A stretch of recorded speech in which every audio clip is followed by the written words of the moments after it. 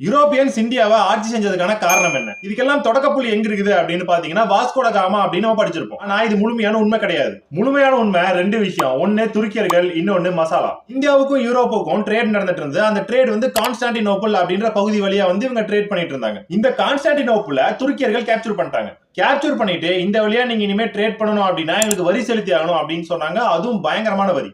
இந்தியாவிலிருந்து பொருட்கள் எடுத்துக்கிட்டு கான்ஸ்டான்டினோபிள்ல வந்து வரி செலுத்தி அதை கொண்டு போய் யூரோப்ல சேர்க்கும் போது அந்த பொருளோட விலை 3 மடங்கு அதிகமாயிருச்சு. இதை பார்த்த ஒரு போர்ச்சுகல் மன்னருக்கு இவனுங்கிட்ட இப்படி கெஞ்சிட்டு இருக்கிறதா, நம்மளே ஒரு வழியை கண்டுபிடிப்போம் அப்படின்னு சொல்லிட்டு வாஸ்கோ நீ போயிட்டு ஒரு கடல் வழியை கண்டுபிடிச்சிருவா அப்படின்னு வாஸ்கோ ட காமாவை அனுப்பி வைக்கிறாரு. வாஸ்கோ ட காமா நொந்து நூலாகி பல இடங்கள்ல உதப்பட்டு மிதிப்பட்டு கடைசியில இந்தியாவுக்கு வந்து சேர்றாரு. யோசிச்சு பாருங்க, இந்தியாவுக்கு இவங்க இவ்வளவு கஷ்டப்பட்டு வந்து சேரணும் அப்படின்றதுக்கு வர்த்தகம் ஒரு காரணம். அந்த வர்த்தகத்திலுமே எந்த பொருள் மேல அவங்களுக்கு ரொம்பவே நாட்டம் இருந்துச்சு அப்படின்னு பாத்தீங்கன்னா மசாலா மேல.